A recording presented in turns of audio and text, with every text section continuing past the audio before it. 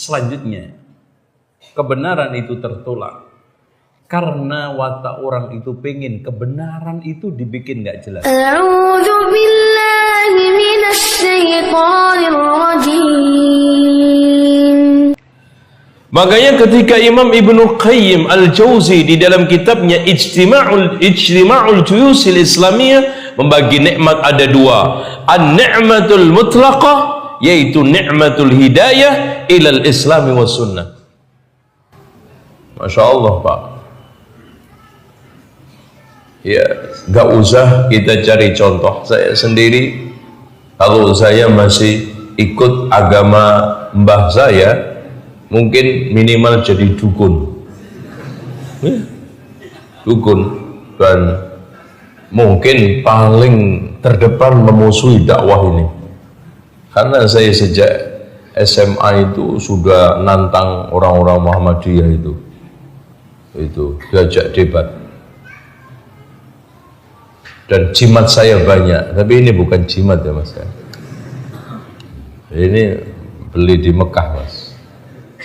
Makanya penghuni surga ketika pertama kali masuk surga ikhwan, yang disyukuri pertama kali itu bukan istananya yang megah, enggak, bidadari yang cantik, pasangan-pasangan yang tampan, tidak, tetapi waqalul hamdulillahilladzi hadana lihada wa ma kunna linahtadiya laula an hadana Allah.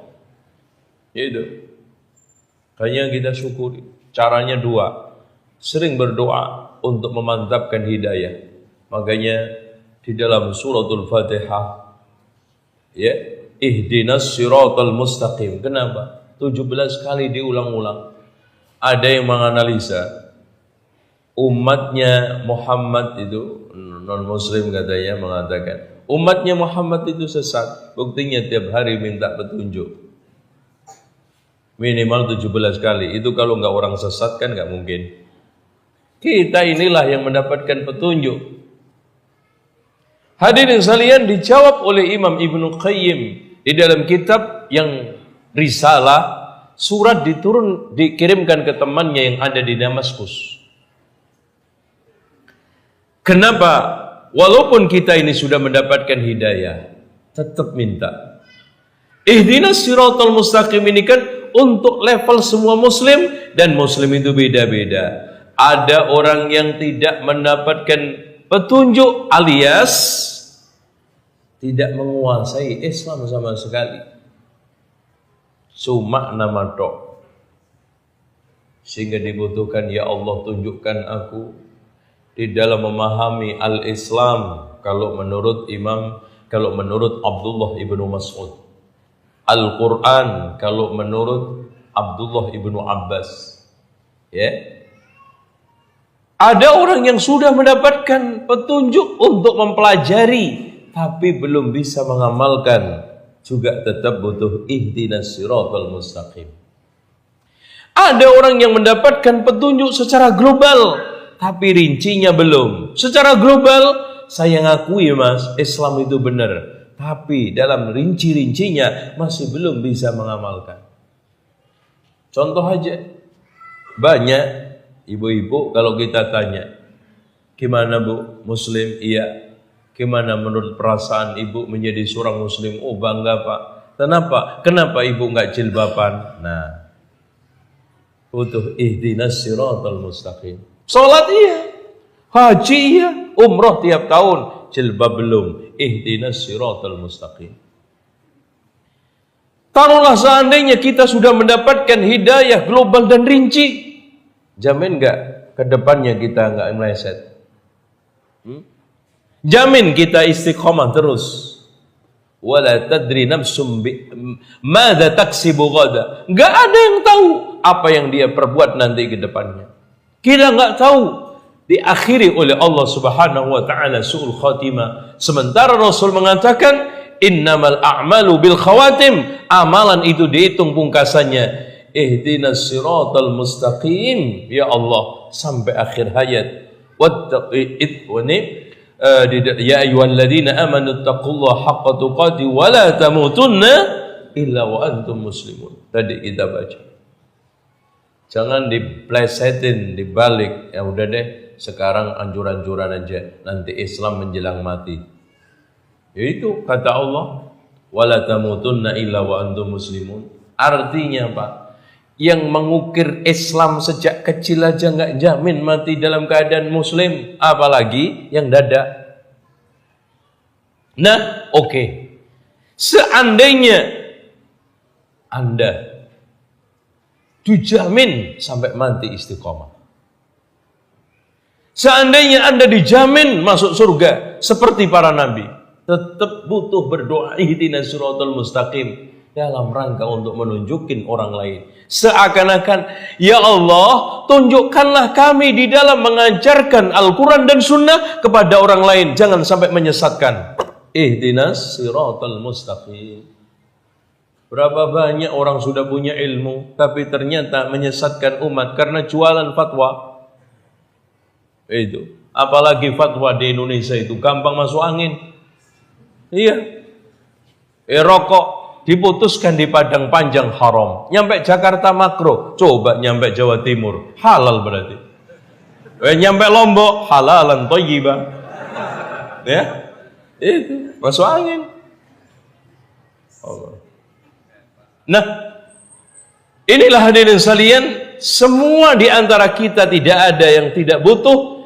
Allahumma inna nas'alukal hidayata wat tuqa wal afafa wal ghina. Bahkan Rasulullah mengajarkan doa ketenangan hati, hidayah, panjang sekali. Allahumma rabbi a'inni wa la tu'in alayya wansurni wa la tansur alayya وامكر لي ولا تمكر علي واهدني ويسر الهدى إلي وانصرني على من بغى علي رب اجعلني لك شكارا لك ذكارا لك رهابا لك مطوعا إليك مخبتا أواها منيبا ربي تقبل توبتي وأغسل حوبتي وأجب دعوتي وسدد لساني وثبت حجتي وثبت حجتي wajib da'wati wasrul sakhimata qalbi. Ini kata Imam Ibnu Qayyim. Guruku Syekhul Islam Ibnu Taimiyah tidak pernah lepas duduk dari ba'da subuh sampai matahari terbit. Dan yang dibaca adalah ini paling terbanyak diulang-ulang. Kenapa wahai Syekh itu kamu lakukan? Ini adalah bensin hidup saya, ya, bahan bakar. Kalau enggak, Masya Allah, apalagi fitnah, syubhat, syahwat yang dikatakan oleh Imam Az-Zahabi, asy-syubhatu khattafatun, syubhat itu sangat menyambar. Wal qulubu dha'ifatun, hati itu lemah. Ya. Nah, ini kita teguhkan. Dari sini hadirin sekalian, kita bisa simpulkan. Katanya Syekh Abdul Rahman Al-Yamani di dalam kitab Al-Qa'id ila Tashihil Aqaid. Kitab ini Masya Allah wajib dibaca setiap talibul ilm. Ditahqiq oleh Syekh Nasruddin Al-Albani. Ya. Beliau mengatakan innama dara kamalil makhluk, inti kesempurnaan makhluk ala hubbil haq, ditentukan cintanya dia kepada kebenaran, wa karahiyatil batil, kebencian dia terhadap kebatilan. Dan manusia subhanallah difitrahkan atas itu. Manusia condong kepada kebenaran itu diciptakan oleh Allah, pendorong-pendorong, penopangnya. Makanya subhanallah, wa'lamu anna fikum Rasulullah. Ya, wa'lamu anna fikum Rasulullah. Law yuti'ukum fi katsirin minal amri la'anittum, walakinna Allah habbaba ilaikumul iman. Ikhwan, kalau bukan Allah yang membuat kita itu senang iman, senang kebaikan, senang masjid, benci gedung bioskop, maka enggak ada. Makanya antum ukur aja, antum ditawari dua sekarang, nonton bola apa ngaji? Kok ngaji? Mukmin. Antum ditawari nikah syar'i ama mut'ah, Mana yang dipilih? Kok mut'ah? Berarti hancur. Dengan demikian, untuk menengarai orang itu baik, tidak cintanya kepada kebenaran dan bencinya kepada kebatilan. Dan hadirin sekalian, masing-masing Allah ciptakan dengan kondisinya. Kebenaran diciptakan sulit, ya, bahkan banyak rintangan supaya manusia di dalam meraihnya ada perjuangan. Tapi nanti diganti oleh Allah kenikmatan yang berlipat-lipat dari syahwat yang dia dapat dari maksiat, kalau seandainya maksiat. Dan begitu juga Allah bikin semua maksiat itu ada syahwatnya, supaya manusia penasaran, tapi nanti diganti azab berlipat-lipat di akhirat. Makanya inilah yang dikatakan oleh Rasulullah SAW, huffatil jannatu bil makarih, surga itu dikelilingi hal-hal yang tidak enak, wa huffatin naru bis syahawat, neraka itu dikelilingi dengan yang syahwat-syahwat. Rawahul Bukhari. Bahkan ada yang sekalian, hadis yang dikeluarkan oleh Imam At-Tirmidzi, wan Nasa'i wa Ibnu Majah, Abu Dawud dan Hakim, hadis ini sahih. Lamma khalaqallahu al-jannata wan nar, ketika Allah menciptakan surga neraka, arsala Jibril ilal jannah, Allah utus Jibril ke surga. Faqala undur ilaiha, Jibril, tengok tu surga. Faraja'a ilaihi, maka Jibril balik kepada Allah. Faqala wa izzatuk la yasma'u biha ahadun illa dakhalaha. Ya Allah, demi izahmu, tidaklah ada satu hambamu yang mendengarkan tentang surga pasti pengen masuk. Wa amara bi wa umira biha wa haffat bil makarih, kemudian diperintahkan dengannya. Ternyata surga itu dikelilingi hal-hal yang tidak enak-enak. Faqala irji ilaiha, kemudian Jibril disuruh balik lagi. Faraja'a, kembali. Faqala wa izzatuk laqad khiftu alla yadkhulaha ahadun. Ya, demi izzah wa izzatik, ya maaf, wa izzatik, demi izzahmu ya Allah, hampir-hampir tidak ada satupun orang yang bisa masuk. Masya Allah, karena sulitnya. Kata Jibril, wa izzatik laqad khiftu, sungguh saya khawatir alla yadkhulaha ahadun. Makanya di dalam hadis yang sahih Rasulullah mengatakan, ala inna sil'atallahi ghaliyah, ketahuilah barang dagangan Allah itu mahal. Ala inna sil'atallahi jannah, ketahuilah barang dagangan Allah itu surga.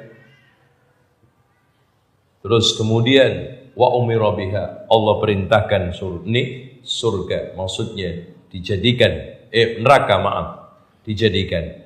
Fa huffat bis syahawat, dikelilingin yang syahwat. Sebelumnya gini, qala, kemudian Allah berfirman kepada Jibril, idhab ilan nar, pergilah ke neraka, fandur ilaiha, tengoklah. Faraja'a, kemudian kembali. Wa qala, dia berkata, wa izzatik, demi izzahmu ya Allah, la yasma'u biha ahadun fayadkhulaha, enggak ada, ya. Wa izzak la yasma'u biha ahadun fayadkhulaha, tidak ada seorang pun yang mau masuk, ya. Fa umira biha hubbat bisyahawat, ya, neraka dikelilingi syahwat. Faqala irji ilaiha, baliklah untuk tengok. Faraja'a, dia kembali kepada Allah. Faqala wa izzatik, demi izzahmu, laqad khashitu, saya khawatir, alla yanjua minha ahadun, tidak ada yang lolos seorang pun. Hampir semuanya enak jalan surga itu. Makanya surga dibikin murah, mudah, sulit. Neraka dibikin mahal, bayar, mudah. Itu senang semua. Hampir-hampir nggak ada yang lolos, karena semuanya rata-rata menyenangkan. Ya, lihat sekarang inovasi maksiat. Ya, inovasi maksiat. Semuanya menyenangkan syahwat. Ya, inilah yang harus kita perhatikan.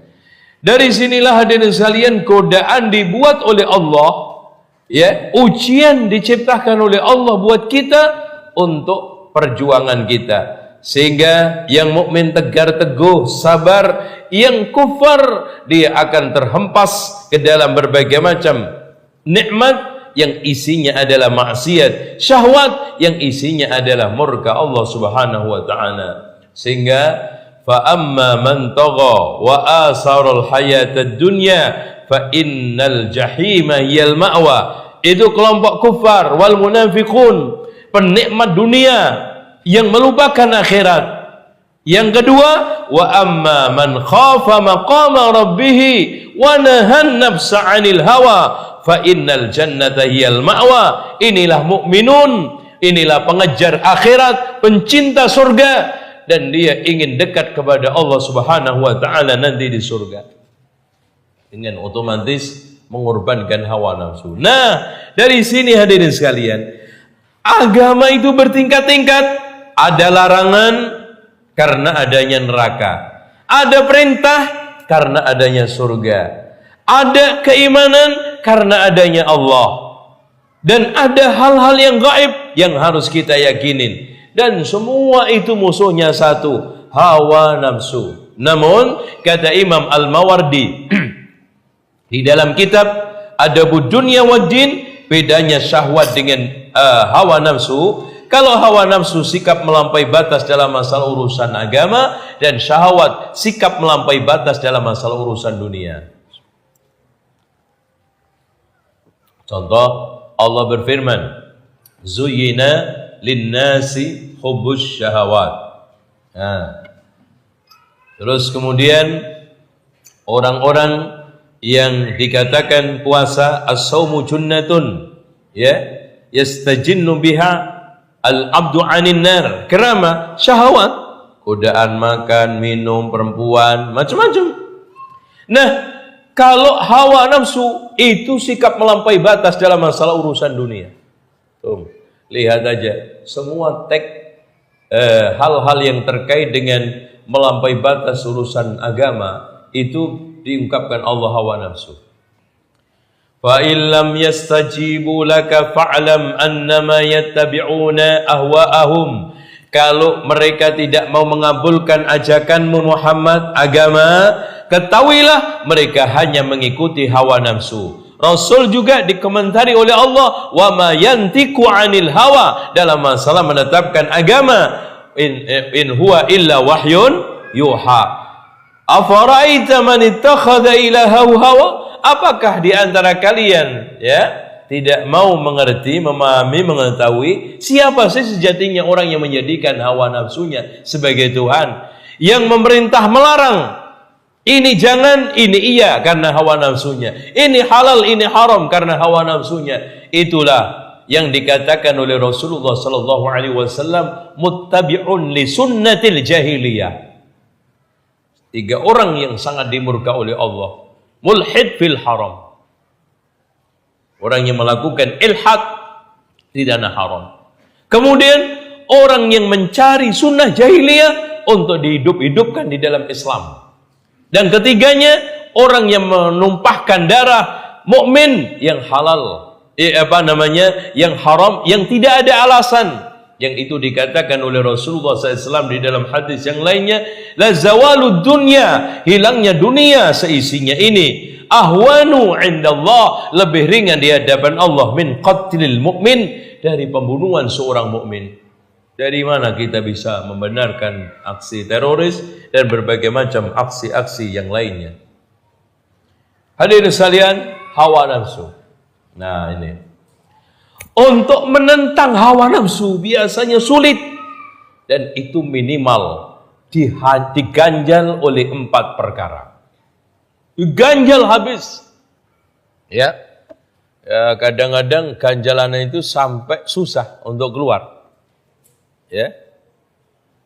Yang pertama, orang tahu itu kebenaran, tidak mau mengakui, bukan karena apa-apa. Ikhwan, teman-teman lama saya itu kitab kuningnya ngelontok. Wah, kalau disuruh baca kitab kuning mana yang nggak bisa, ya? Tapi hadirin sekalian, nggak usah jauh-jauh di dalam kitab I'anatul Talibin yang kajian utama mereka pakai kitab itu, yang itu pertama kali diistilahkan kitab kuning. Di situ disebutkan tahlilan itu haram, bid'ah yang paling mungkar, dikasih pahala orang yang melarangnya.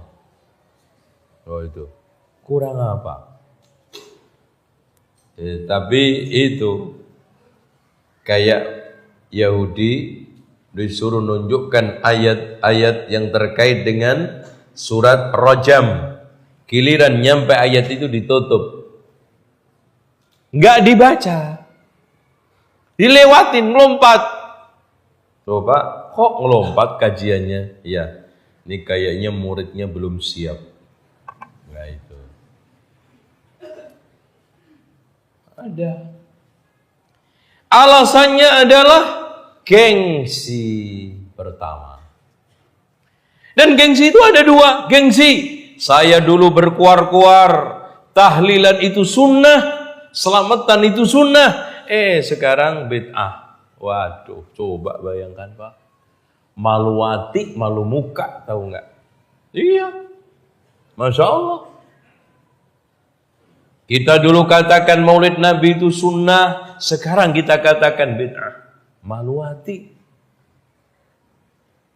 Dan memang pahit. Hadirin sekalian, perlu diketahui kenapa menyampaikan akidah itu perih sekarang.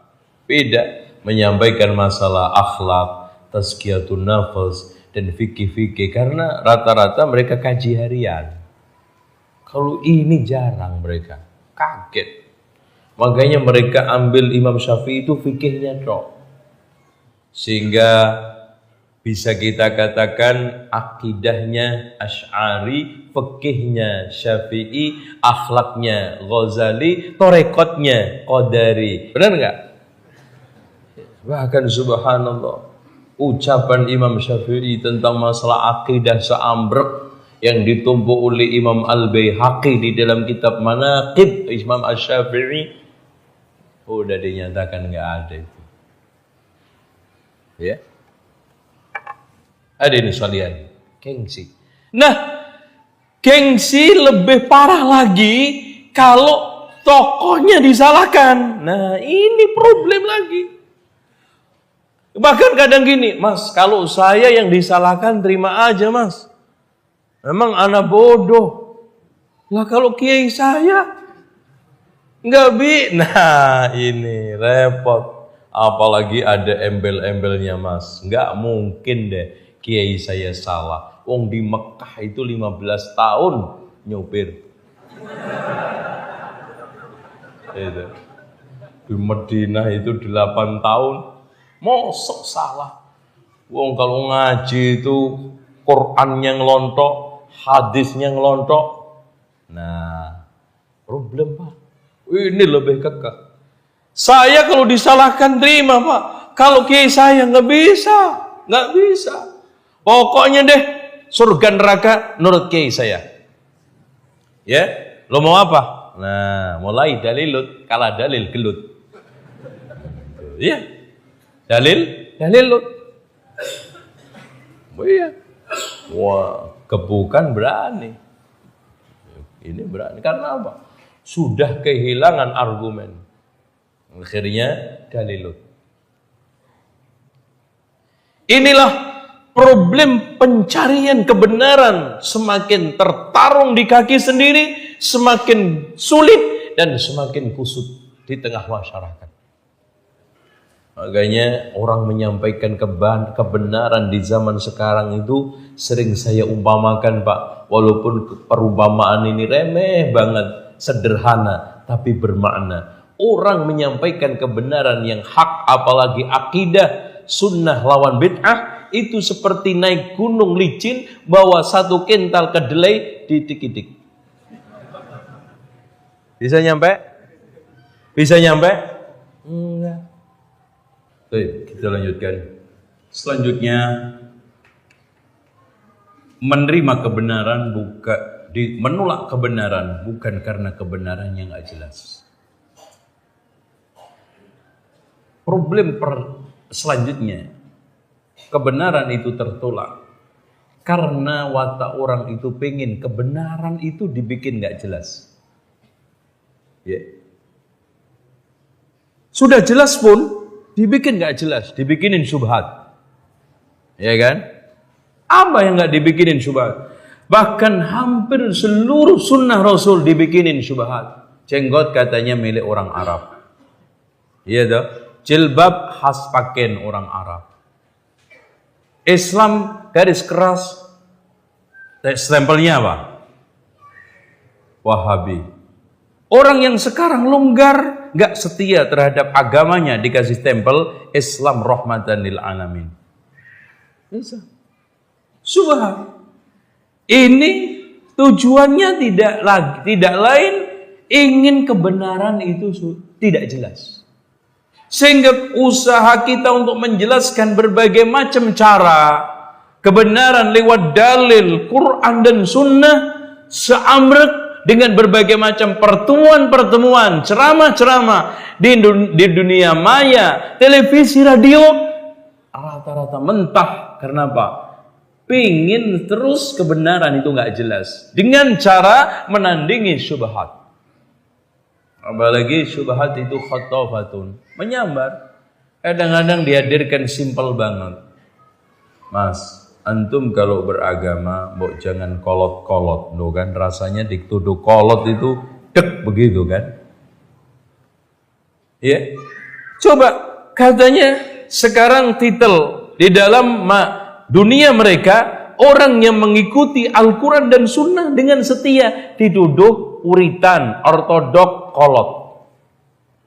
Sementara mereka yang tidak setia terhadap Al-Quran dan Sunnah dijulukin apa? Islam rahmatan lil alamin, fleksibel, memasyarakat, membudaya, lagi apa?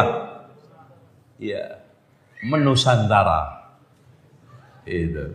Jadi Islam Nusantara itu anak gelap hasil perselingkuhan mut'ah antara Syiah dengan jin, dengan kejawen. Hasilnya anak jin. Ya. Itu mut'ah sebentar, nanti juga pisah, cari pasangan lain. Itu. Selanjutnya hadirin sekalian, ini problem kenapa kebenaran itu tertolak.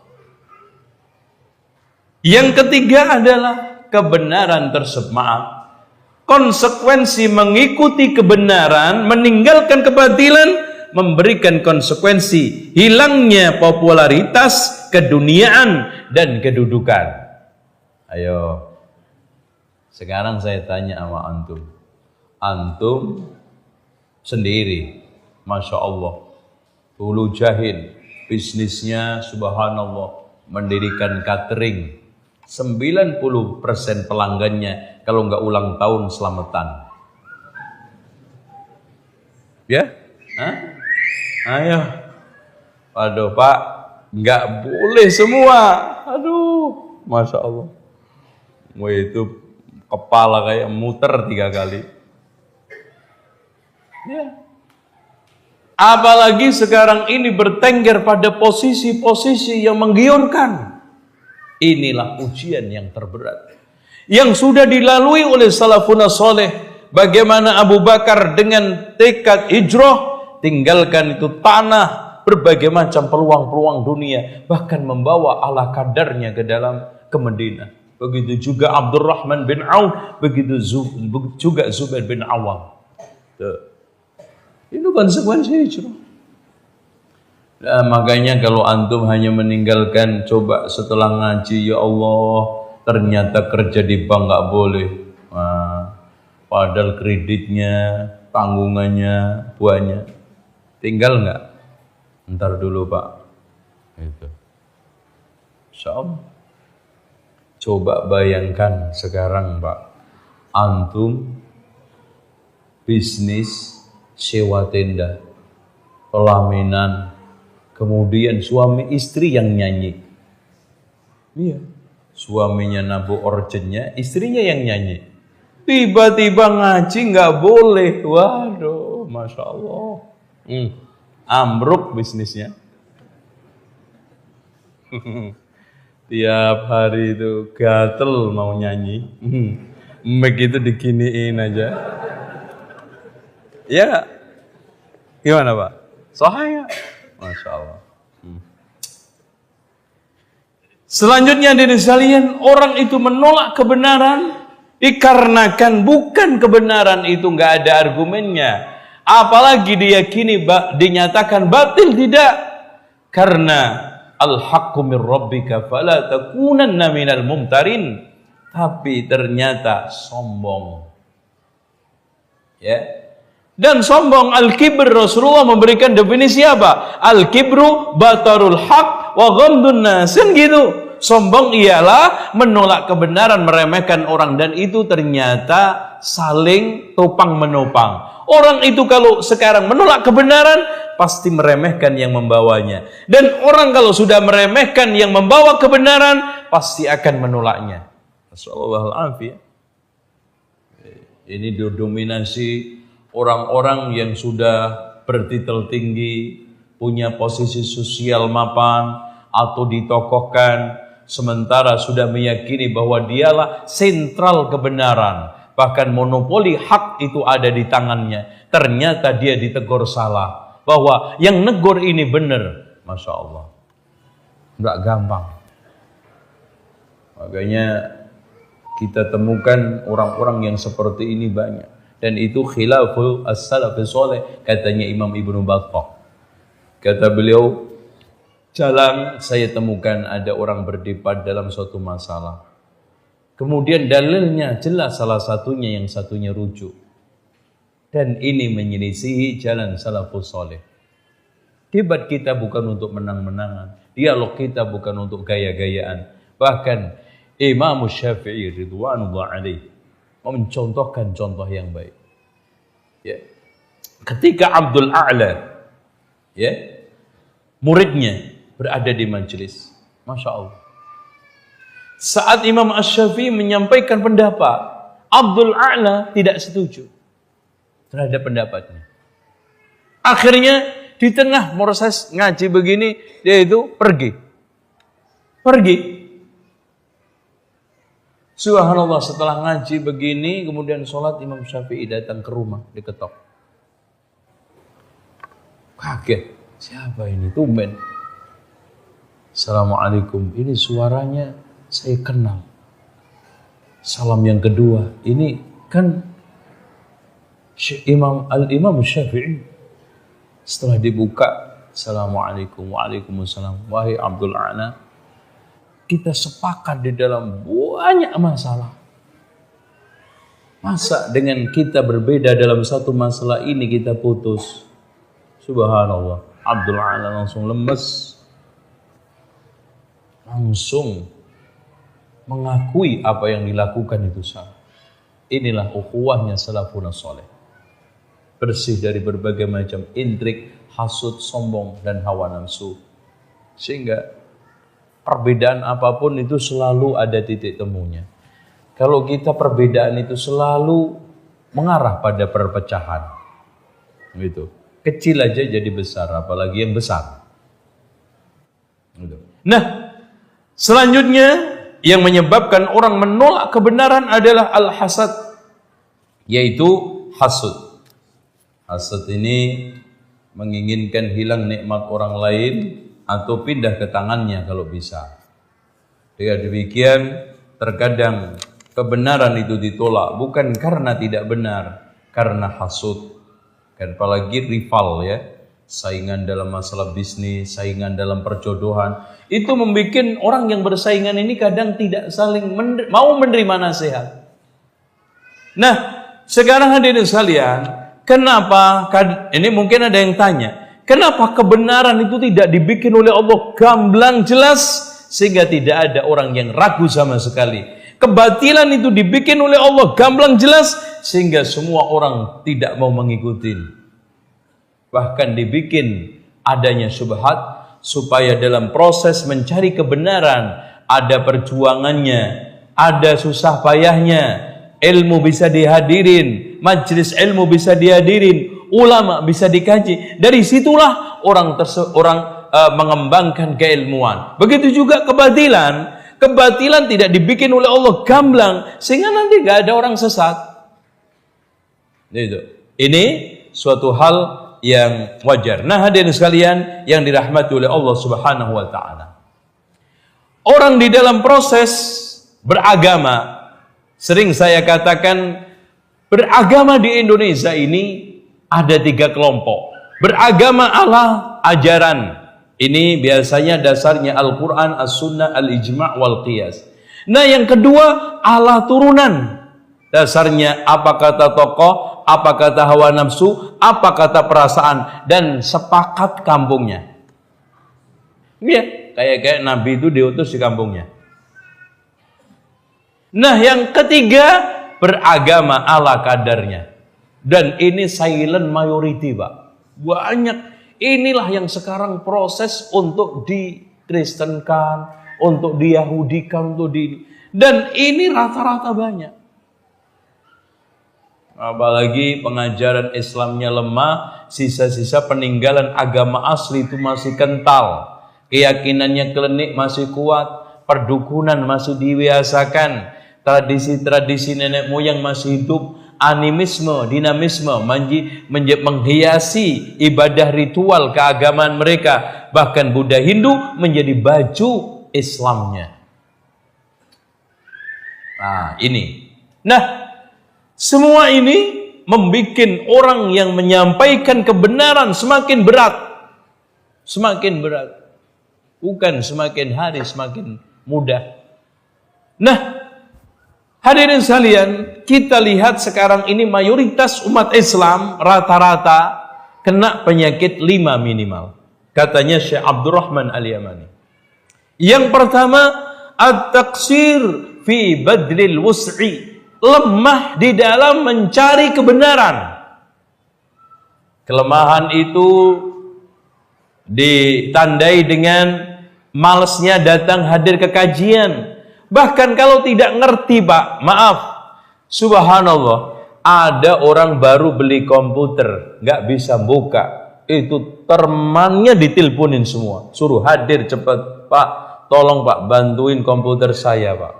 Baru beli HP, nggak bisa buka, nggak bisa ngoperasikan, mondar-mandir datang ke tempat jual beli ini tokonya. Sekarang nggak bisa sholat, mondar-mandir nggak ke ustadz.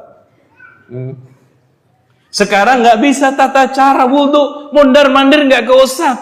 Bahkan hadirin sekalian, ya sudahlah. Cenderung kalau beragama pakai aliran Jabriyah, kalau berdunia alirannya Qadariyah, nggak percaya takdir. Kan gitu, Pak. Pasrah. Pak, kok nggak ngaji, Pak? Ya udahlah, Pak. Saya mudah-mudahan ya seperti ini, jangan-jangan surganya lebih baik. Dan orang yang sombong-sombong ngaji itu belum tentu, Pak, surganya, Pak. Nah itu gitu dibalik-balik. Coba, Pak, nggak ada kerjaan di Lombok, lari nggak ke Surabaya kalau ada peluang, lari nggak ke Jakarta kalau ada peluang, lari nggak ke Mekah Madinah kalau ada peluang, lari dijamin. Tapi nggak ada ilmu, lari nggak ke Surabaya, lari nggak ke Jakarta, lari nggak ke Mekah, bisa dihitung jari. Ini taksir. Bahkan subhanallah, saya sangat terharu biru dengan cerita yang sangat mengenaskan. Ada seorang yang menghadiahi salah satu kiai besar ketika umroh.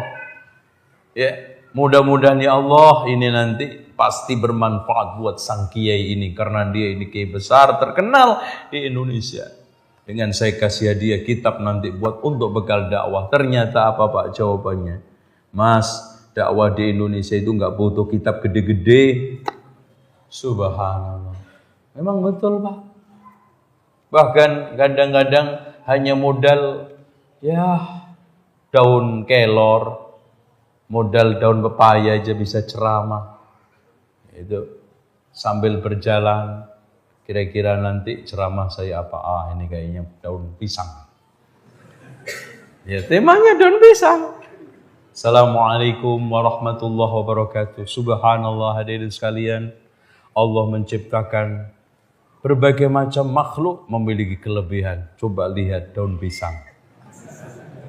Begitu indah, begitu bagus. Lain halnya dengan kelor sama daun pepaya. Ini semuanya menganjurkan kita untuk bersyukur kepada Allah. La in syakartum la azidannakum wa la in kafartum inna adzabi lasyadid. Aqulu qouli hadza wastaghfirullaha li wa lakum. Udah. Lah mau baca kitab apa, Pak? Untuk apa kitab segede-gede Fathul Bari dijejer? Wah, sepet mata saya. Ya enggak? Masya Allah. Begitu. Badul wus. Ini bukan didominasi oleh jamaah awam. Kalau orang awam malas eksplorasi, wajar, masih dimaklumi. Kalau orang awam malas baca kitab-kitab yang besar, ya itu wajarlah. Sekarang tokohnya sebagai sumber penimbangan ilmu, sumber mencari ilmu, ternyata juga sama. Bahkan yang lebih parah mengedepankan ilmu laduni, ilmu pinter sendiri tanpa belajar itu. Wah, udah semakin nggak dipakai. Saya itu sudah langsung belajar kepada Jibril, langsung kepada Allah. Itu sanad saya paling tinggi di seluruh dunia. Saya, Jibril, Allah. Nabi Muhammad aja saya langkai kok. Itu yang nanti karomat-karomah itu nanti kita akan bahas. Wali Allah sama wali syaitan. Yang selanjutnya nomor 2, at-tamassuk bima laysa minal haq. Ini problem, Pak. Problem di antara sekian problem umat secara umum, berpegang teguh terhadap suatu yang enggak benar. Coba sekarang saya tanya, jamaah masjid hilang separuh, mereka nyari enggak? Geger enggak jamaah masjid? Bahkan kampung semua enggak sholat, tenang aja. Beduk hilang, rame enggak? Hah? Gimana Pak? Saya tanya, beduk hilang rame enggak? Wah, kiamat tuh kampung antum. Itu. Jamaah itu Pak, hilang separuh, tenang. Tenang.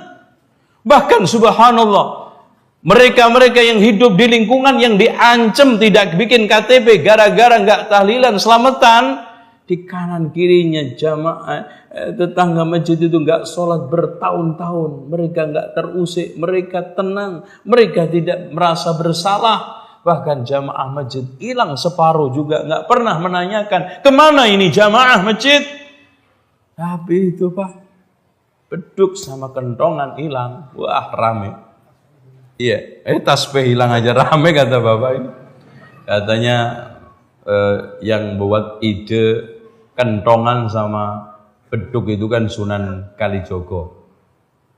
Tong tong tong kan gitu. Masjid masih kotong. Nah itu. Ya, duk duk dung dung. Cepat. Cepat ya. Deng deng sedang masih muat. Deng deng masih sedang masih muat. Itu cok kali cok ya. Dikali-kali kok cocok. Ilmunya itu ilmu godak gadek gadok gitu Pak. Di masyarakat itu yang beredar itu. Gitu.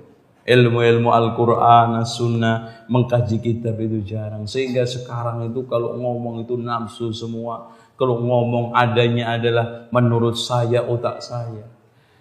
Walhasil hadirin sekalian, yang dipegang bukan kebenaran. Coba lihat sekarang di tengah kita ini, tarik menarik, walak wal barok, permusuhan bukan titik inti.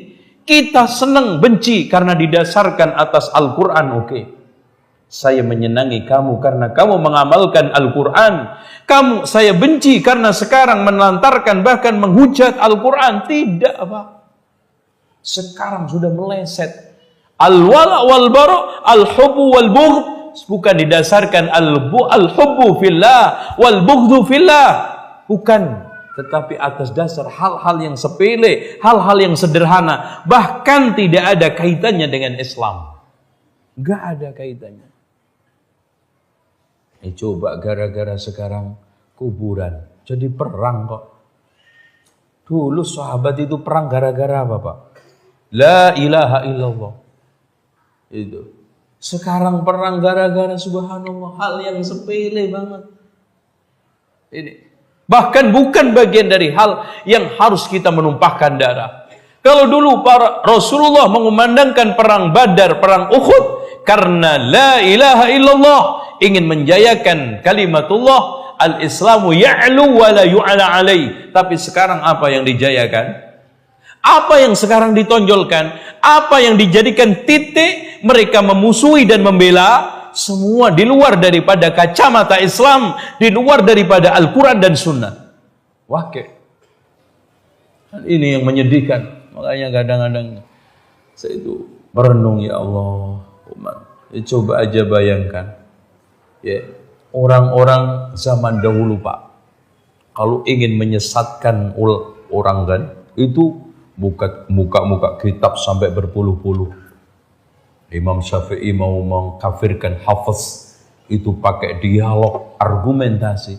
Sekarang ini orang menyesatkan kita itu bukan orang alim, Pak. Awam sambil duduk-duduk di beranda rumahnya sambil ambil kutu. Wah, itu sing jilbaban gede-gede itu kayak Batman itu kan alirannya aneh. Nah itu gampang banget itu, ya Allah. Nah, selanjutnya penyakit yang ketiga, al-i'tidad bi tarjih an-nafs alladhi yakunu mansha'uhu al-hawa. Ya, orang kebanyakan mengikuti hawa nafsu, suara hati, suara jiwanya, padahal kebanyakan adalah hawa nafsu, perasaan, Pak. Dasar utama dia di dalam menentukan apapun perasaan yang kebanyakan mansya'uhu, kata Syekh Abdurrahman Al-Yamani, mansya'uhu al-hawa. Sekarang saya kasih contoh aja pada antum semuanya. Orang ketika melakukan lagu Wahabi, apakah itu syar'i? Ada lagu Wahabi, ngerti? Ya itu. Antum udah hafal belum? Ada hafalin itu. Iya. Itu qasidah masuk surga katanya. Karena yang siapa yang nggak bisa baca Al-Quran, gantinya menghujat Wahabi. Itu mudah sekali, Masya Allah, perasaan.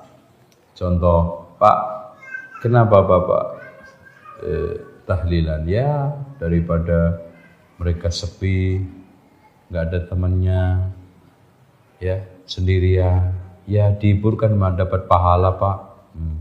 Dapat pahala.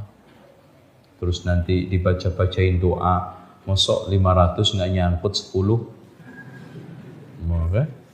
Perasaan. Terus saya undang sekampung kan, masa sih Pak di antara mereka ratusan itu nggak dikabulkan doanya oleh Allah. Terus di samping juga silaturahmi, kirim doa, kirim pahala. Yang sekarang hadir rumahnya ngasih sedekah, itu kan bagus semua. Perasaan.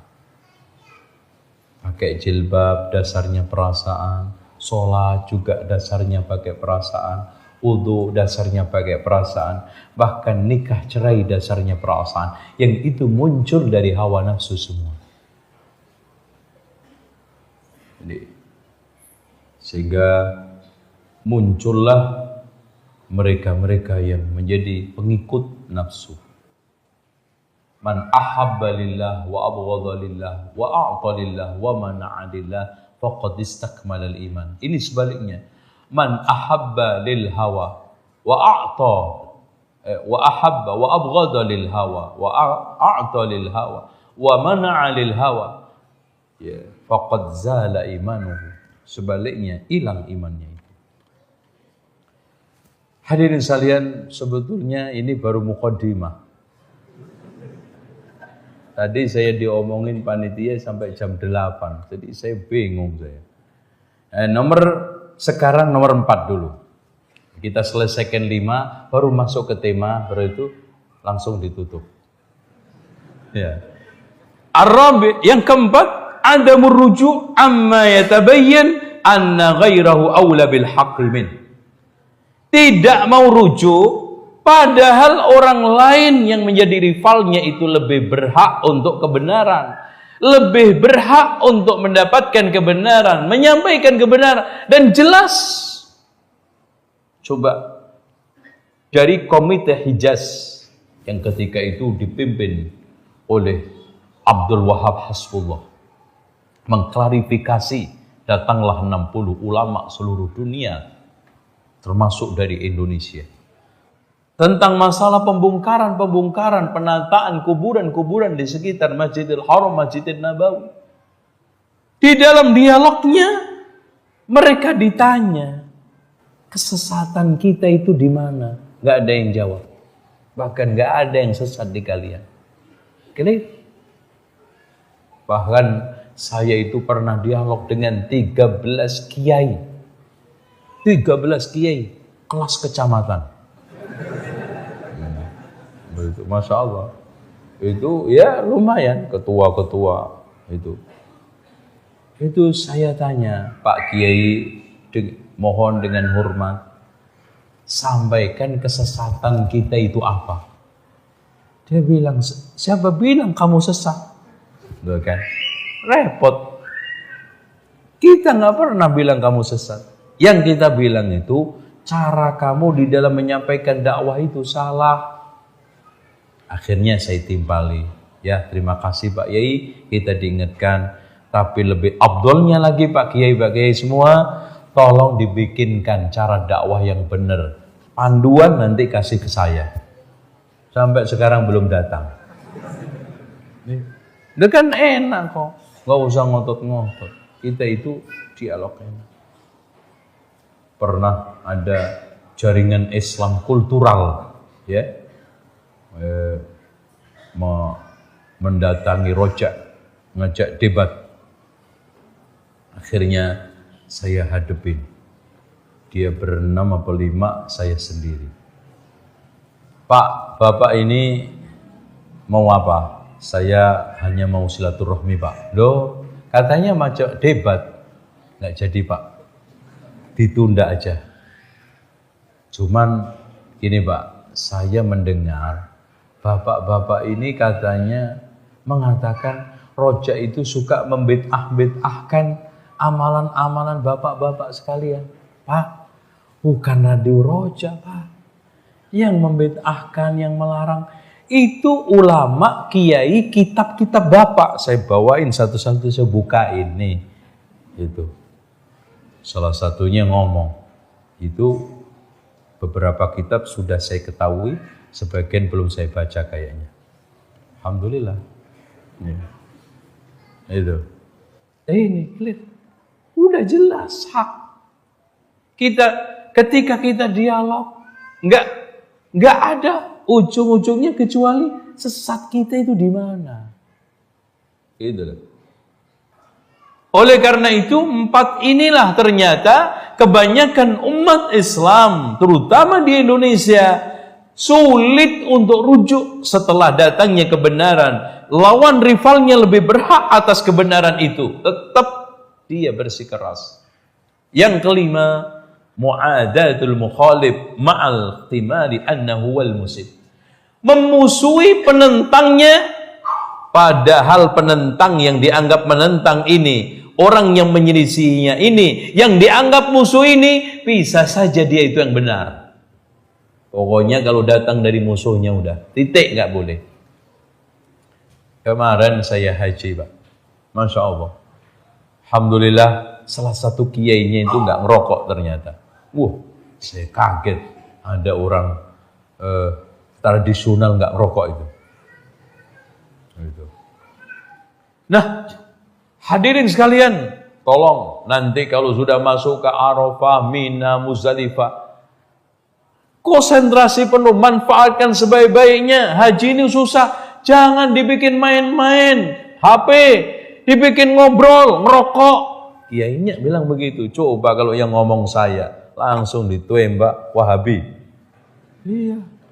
Jadi hadirin sekalian, kebenaran itu kalau seandainya yang menyampaikan itu tokohnya, yang menyampaikan itu orang yang dikultuskannya, sami'na wa ata'na. Tapi serta-merta karena yang menyampaikan itu dianggap musuhnya, dianggap menjadi biang kerok, dianggap menjadi penyakit duri dalam daging, maka langsung nggak mau mencoba untuk mencerna, nggak mencoba untuk meneliti, dan nggak mencoba untuk mengorek dalilnya, argumentasinya, langsung saja ditolak. Bid'ah, sesat, Wahabi. Udah. Ini muqaddimah. Nah, hadirin sekalian, di antara ajaran-ajaran tradisional. Nih.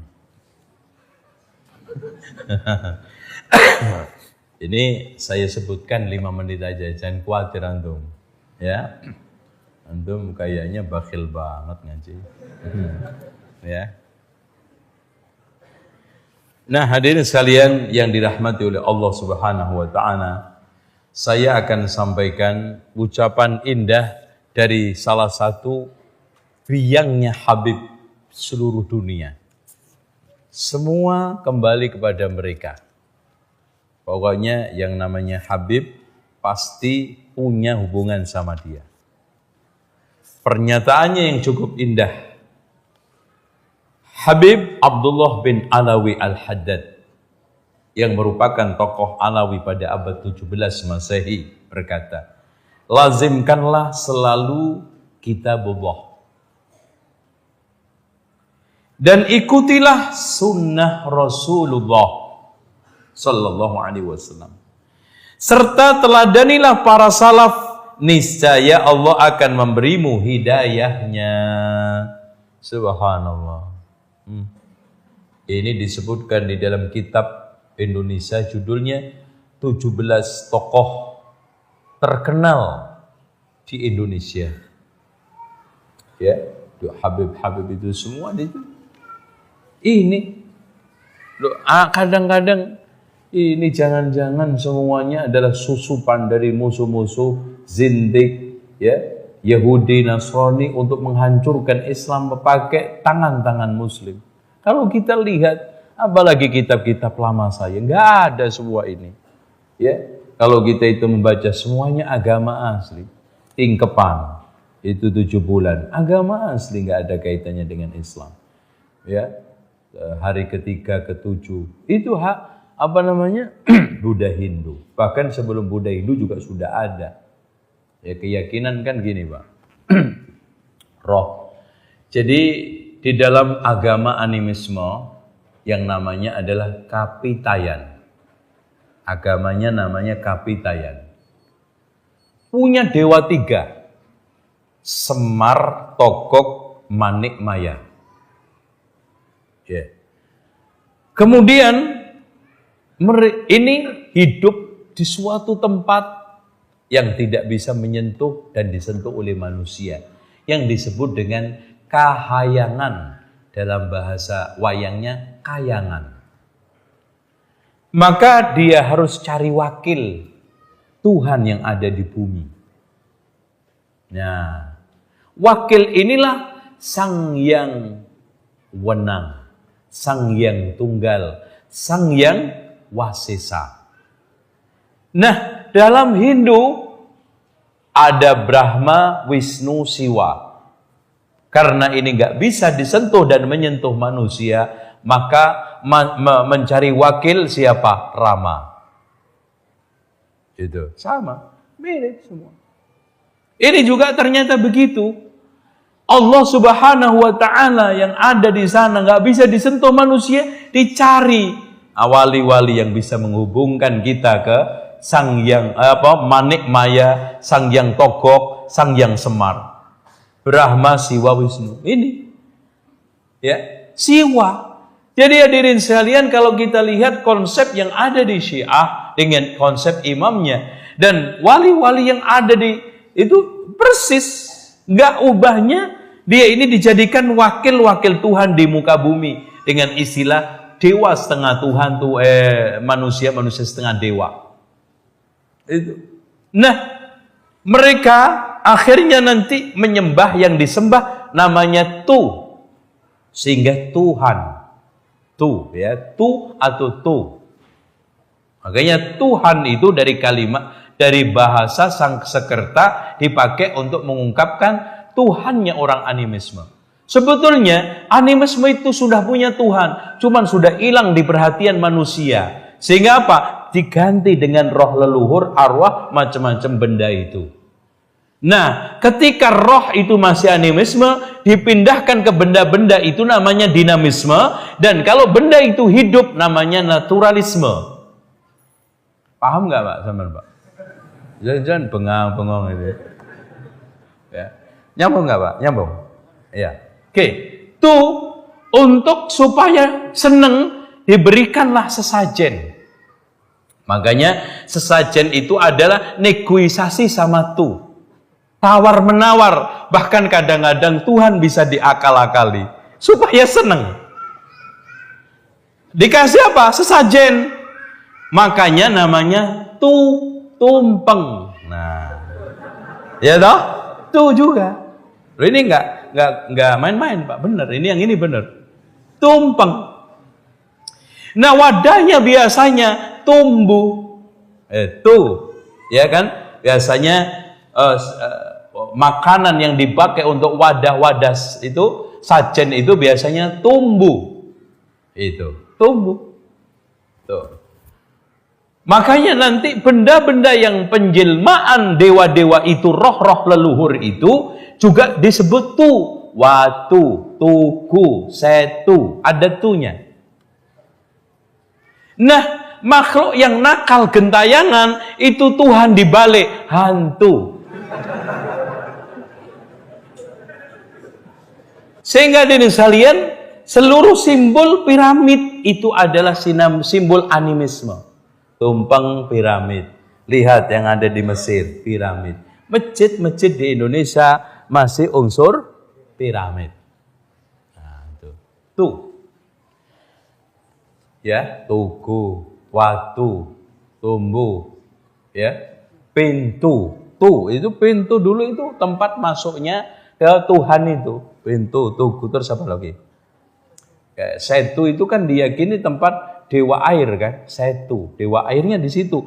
Makanya untuk nyenengin Tuhan itu dibikinin setiap kuburan pasti ada setu. Antum paham? Di beberapa tempat itu setiap kuburan pasti ada setu. Setu itu untuk minumnya Tuhannya.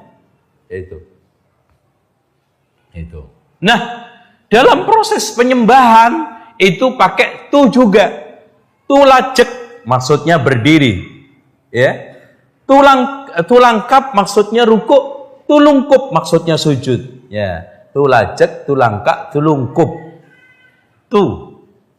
Nah, orang yang sudah bisa berhubungan mendapatkan wewenang sang yang wenang tu ini mendapatkan titel juga tu, ratu. Orang biasa datu. Oh, ya kan? Nah, baru ngerti nih datuk baru sekarang. Datuk itu titel dari sono, bawaan. Tuh, ratu. Makanya ratu itu dulu dianggap wakil Tuhan di dunia. Sehingga apa yang dikatakan ratu, apa yang dikatakan Tuhan. Apa yang dikatakan Tuhan, diputuskan ratu sama. Putusan Tuhan, putusan Allah. Putusan raja. Raja putusan Tuhan. Jadi sehingga dia mengatakan apa? Suara Tuhan, suara raja. Suara raja, suara Tuhan. Nah, setelah Renaissance kemudian didobrak adanya demokrasi, dirubah suara rakyat, suara Tuhan. Podo ae. Ya, sama-sama sesat. Enggak benar. Nah, sehingga hadirin sekalian, orang yang sudah sampai pada tingkatan-tingkatan itu maka dibikinkan nanti tempat-tempat khusus ya. Iya, candi ya. Candi nama apa? Lainnya apa? Apa? Kok kuil? Kuil itu Indo-Buddha ya. Nggak usah nggak ngerti nggak apa-apa antum. Insyaallah nggak mengaruhi iman antum. Taib. Ini agama Anas kenalin sedikit ya, mereka paling mengelaku aswaja. Biasanya ajarannya mereka khusus dikasih label aswaja. Asli wejangan Jawa. Itu singkatannya. Pertama bertawasul kepada kubur, penghuni kubur. Makanya pada rame, apalagi tanggal-tanggal bagus, hari-hari bagus di Jawa itu hari paling bagus, bahkan seluruh Indonesia. Jumat Kliwon, jadi Kemis Legi malam Jumat Kliwon. Karena Jumat itu 8, Kliwon itu 9. Berapa? Oh, paling tertinggi. Itu. Makanya orang Jawa itu punya hari 5. Paing Pon Wage Kliwon Legi. Kliwon itu tengah. Ya. Itu. Pon barat, ya, terus kemudian Paing timur. Wage sama ini utara selatan.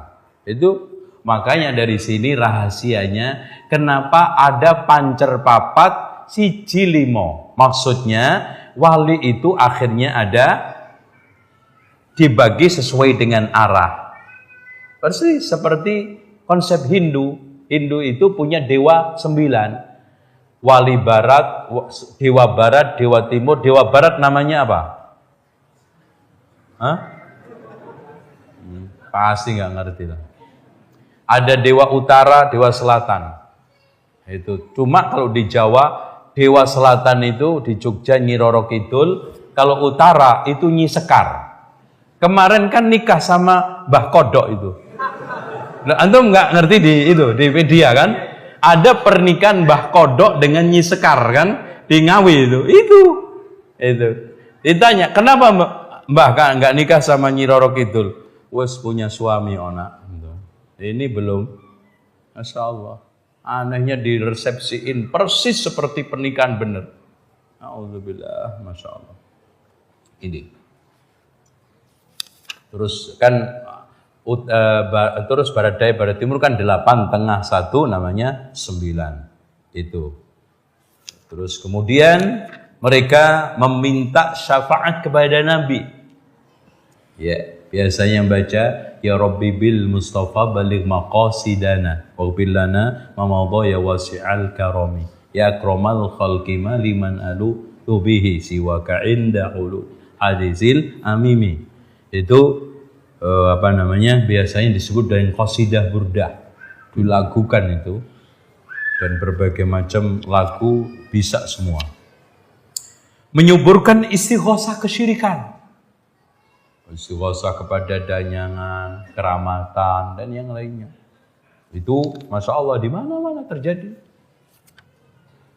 Bahkan di dalam kitab Syekh Manaqib Abdul Qadir Jailani disebutkan, ya ibadallah rijalallah aghisuna bifadlillah.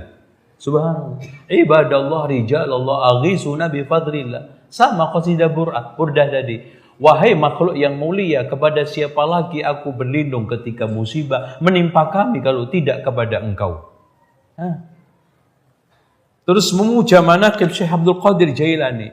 Yang lucu, di dalam kitab itu diceritakan Syekh Abdul Qadir Jailani mengadakan pengambaraan selama berpuluh-puluh tahun. Ternyata ketemu dengan Nabi Khidir di pantai. Ya, di pantai laut, nggak disebutkan di mana. Kemudian disuruh untuk berhenti di pinggir laut, nggak sholat, nggak ini semua, sampai ya mimpi basah mandi junub aja nggak sempat. Itu pun ditengokin oleh Syekh Abdul Qadir. Ini Nabi Khidir cuma setahun sekali, sampai setelah 3 tahun lulus maka dilepas mendapatkan ilmu laduni. Setelah itu dia pergi ke Baghdad untuk berdebat dengan 100 ulama. Masya Allah. Ulama ahli tafsir didatangkan, ahli fikih didatangkan, ahli hadis didatangkan. Semua ternyata kalah debat. Karena apa? Keluar dari dadanya Syekh Abdul Qadir cahaya, ngambil ilmunya ulama tersebut. Cut. Akhirnya goblok kabeh. Lah kalau begitu kan enak Pak ya. Gampang jadi orang pinter. Membudayakan selamatan dan tahlilan, ini wajar ini ya, di mana aja Masya Allah. Mentradisikan hatapan Al-Quran di pekuburan. Baca Quran di kuburan itu bisa hatam, di rumah nggak pernah. Makanya setannya pindah semua ke rumah. Iya, ini ciri-ciri, Masya Allah Pak. Ciri-ciri lingkungan itu kalau sudah jauh dari Islam, masjidnya sepi, kuburan ramai. Itu aja cirinya. Antum lihat aja di mana aja. Kebalikannya, kalau masjid ramai, kuburan sepi, nah itu. Lihat Mekah, Madinah. Yang ramai mana? Kuburan apa masjid? Masjid. Tapi di beberapa tempat kita, ramean masjid apa kuburan? Kuburan, Masya Allah. Kadang membludak. Kadang apalagi menjelang seminggu sebelum hari raya, sebelum Ramadan, sebelum hari raya, itu wanginya ngalai masjid. Itu sampai 500 meter, sekilo bau tuh kena angin.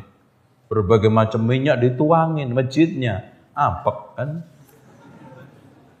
Padahal Rasulullah mengatakan Iqra'ul Qur'ana wa la ta'kulu bihi.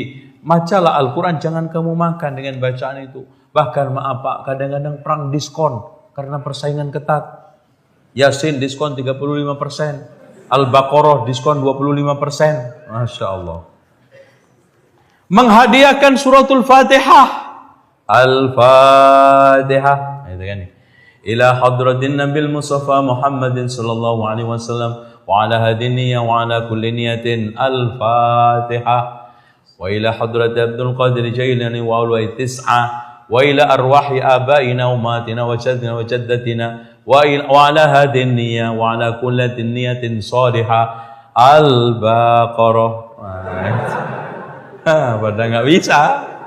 Aduh, Pak, kok Al-Baqarah, Pak? Itu. Menyiarkan ritual yasinan, Masya Allah. Kita nggak melarang orang baca yasin, Pak. Pokoknya kalau an-anan itu pasti nggak beres. Coba mobil bagus, mobil-mobilan. Nah, itu. Jadi main bagus, main-mainan. Ya ini yasin bagus, yasinan ya nggak bagus. Tahlil bagus, tahlilan ya nggak bagus. Tasbih bagus, tasbihan ya nggak bagus. Makanya kalau antum istilah sholat Jumat, jangan Jumatan. Itu ada, Mas. Yuk Jumatan, kan main-mainan itu. Makanya duduknya di belakang banget tuh. Datang akhir, pulang pertama tuh.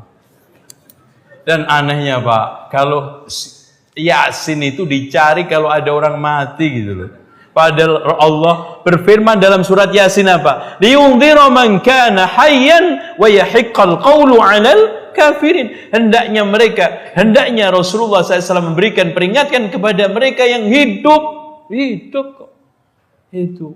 Pak, sekarang Quran isinya hidayah, mengajak orang sholat, mengajak puasa, mengajak sedekah. Orang mati sholat, orang mati puasa, orang mati sedekah, ya, mau i'tikaf. Yang butuh Quran itu yang hidup, sehingga supaya sholatnya benar, zakatnya benar, amaliyahnya benar, kiprah di dunianya ini supaya menjadi orang soleh. Nah itu, ya, soal masalah khilafiyah, membacakan Quran itu sampai atau tidak. Tapi kalau sudah transaksi itu nggak ada. Transaksi diundang, karena saya nggak bisa baca sebagai anak soleh, akhirnya nyewa orang. Akhirnya nanti mendorong orang nggak belajar, main sewa. Bos metromine, sebes diundang, gitu. Mentang-mentang kaya. Melestarikan talqin mayit pasca penguburan, sekalian adanya juga.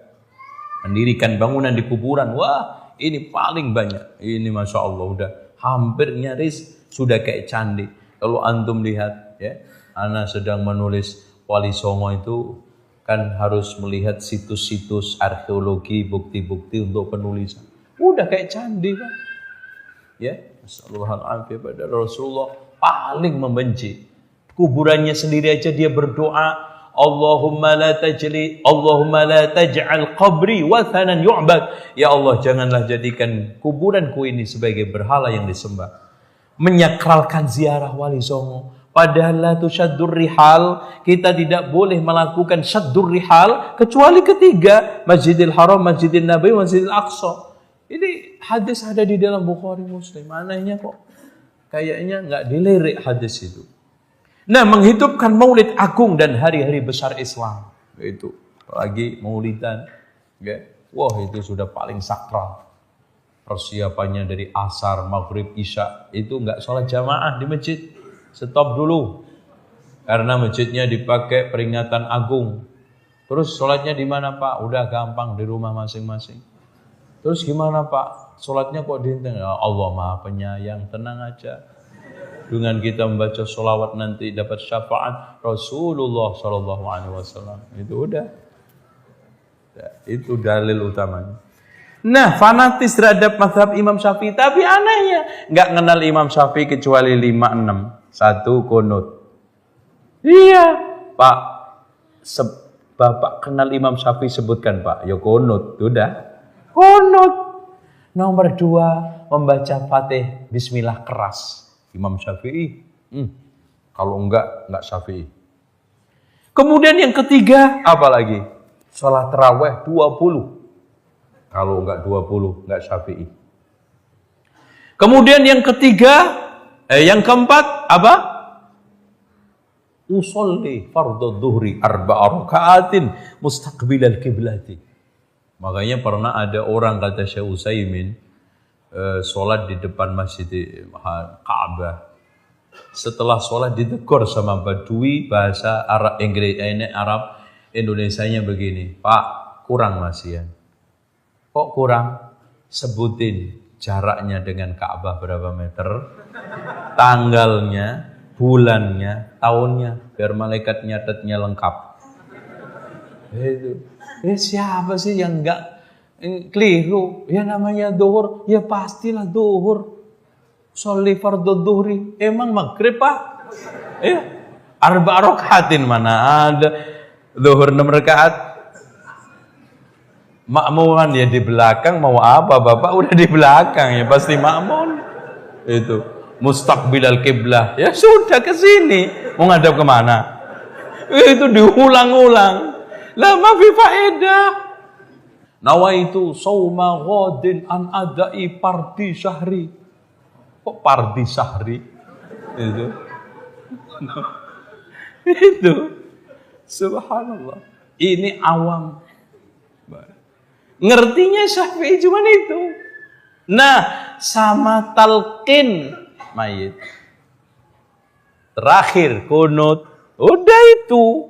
Wantum adik yang namanya Syafi'i di benak mereka 6 itu. Wes. Enggak goyang-goyang. Antum puter-puter paling pindah nomornya toh. Gitu. Nomor urutannya gitu loh. Kadang yang mendahulukan kunut, kadang mendahulukan talqin gitu aja. Itu Pak. Sayang kan Pak. Imam Syafi'i begitu besar, bahkan ulama sepakat mujaddid abad yang keduanya adalah Imam Syafi'i. Ketiganya Ahmad bin Hanbal dan seterusnya. Pertamanya siapa? Umar bin Abdul Aziz, karena pas penghujung 100 karena wafat beliau tahun 91 Hijriah. Itu Masya Allah. Kita kasihan nama besar Imam Syafi'i, kesungguhan Imam Syafi'i. Contoh aja soal masalah sholatul jamaah di masjid, lihat. Imam Syafi'i apa pernah absen? Enggak pernah. Ya. Tapi pendapatnya Imam Syafi'i yang sholat jamaah fardu kifayah dipelintir. Ya, fardu kifayah itu apa? Yang penting ada sekelompok orang sholat, yang lainnya gugur. Tapi yang gugur siapa? Ayo. Saya. Itu. Yang gugur kenapa Bapak gitu. Nah, ta'assub pada sholat tarawih yang 20. Soalnya pokoknya bahkan kadang-kadang sampai masjid itu sholat tarawihnya sip. Gelombang 2, gelombang 3. Gelombang tarawih 11, gelombang tarawih 20. Ya. Nanti gelombang qiyamul lail. Nah, rumah rusak. Nah, selanjutnya ini yang paling parah juga. Mereka mensucikan kitab berjanji. Ini kesalahan-kesalahannya. Saya akan sampaikan semua secara runut di kitab saya, membedah akar fitnah Wahabi. Nah, terakhir mengkultuskan qasidah burdah. Qasidah burdah ini saya akhiri dikit bahwa burdah ini ditulis oleh Muhammad Al-Busairi. Dia mengklaim kena sakit stroke dan ngimpi ketemu Rasulullah dikasih burdah. Tapi setelah melek, ternyata burdahnya nggak ada, hilang. Nah, dia terus kemudian ketemu orang miskin, tanya tentang qasidah itu. Ternyata setelah disampaikan, orang-orang miskin itu kaya raya. Dan ternyata juga orang-orang yang kena penyakit baca itu sembuh. Sehingga dikatakan qasidah baro'ah juga, karena menyembuhkan. Dan Busairi ini seorang yang nggak jelas, lebih kepada filosof ya, sufi, darwis, dan itu pada abad ke awal 7 ya, wafat tahun 608 Hijriah. Kemudian dia menulis itu, ya Rabbi bil Mustafa baligh maqasidana waghfir lana ma madha ya wasi'al karami ya Rabb Maulaya salli wa sallim daiman abada alal habibika khairul haqi kullihim. Di sini saya turunkan beberapa hal yang terkait dengan berbagai macam penyimpangan qasidah itu dan komentar ulasan Quran Sunnah serta pendapat para ulama insyaallah. Dan akhirnya cukup. Itulah yang saya anggap mewakili pemahaman ajaran tradisi yang di tengah masyarakat. Ya, mudah-mudahan apa yang saya sampaikan bermanfaat dan semoga apa yang saya uraikan ini bisa direnungkan ya, menjadi satu bibit-bibit penerang untuk supaya kita semakin kokoh memegang Alkitab wa Sunnah. Demikian, subhanakallahumma wa bihamdika asyhadu an la ilaha illa anta astaghfiruka wa atubu ilaik. Wassalamualaikum warahmatullahi wabarakatuh.